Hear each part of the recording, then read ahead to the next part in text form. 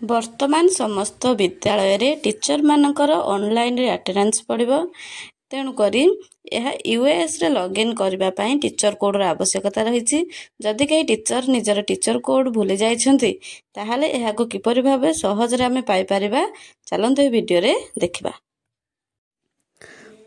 प्रथमे निज मोबाइल रे क्रोम ब्राउजर को ओपन करी सेथिरे टाइप करंतु ओसेपा। देन प्रथम जो ओसेपा आसीबो ता ऊपर क्लिक करिवे।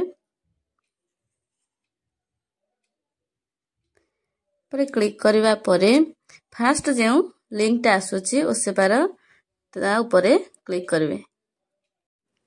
क्लिक करि सारिबा परे गोटे नुआ पेज ओपन हेबा। देखंतु सेही पेज रे आमे तळकु गले स्क्रोल करके आपण तळकु जिबे।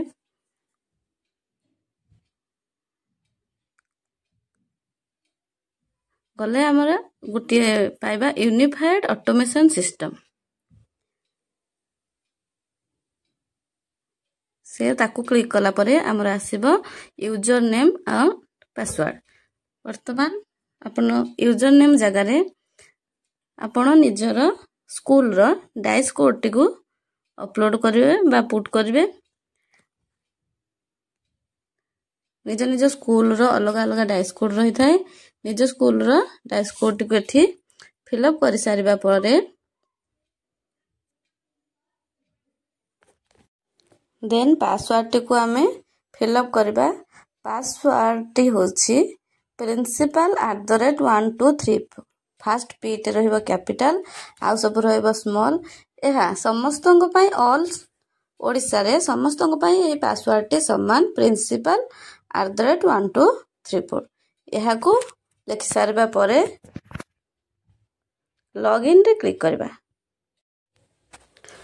पासवर्ड क्लिक कर सारला परे लॉगिन ऑप्शन रे क्लिक करबे। तापर गोटे नुआ पेज ओपन हेबा। सेही पेज रो लेफ्ट साइड को देखंतु जोठी लिखा है डैशबोर्ड कॉन्फ़िगरेशन से पट साइट रे देखिले हमरो गोटे ऑप्शन आसीबो access control management. Third number रे अछि एक्सेस कंट्रोल मैनेजमेंट। ता ऊपर क्लिक करबे। ता ऊपर क्लिक कला परे नुआ जेंटे आसीबो access control under activities. Then ताकू क्लिक कला परे आसीबो असाइन रोल टू एम्प्लॉय। ता ऊपर क्लिक करबे। क्लिक कला परे आसीबो गोटे नुआ पेज।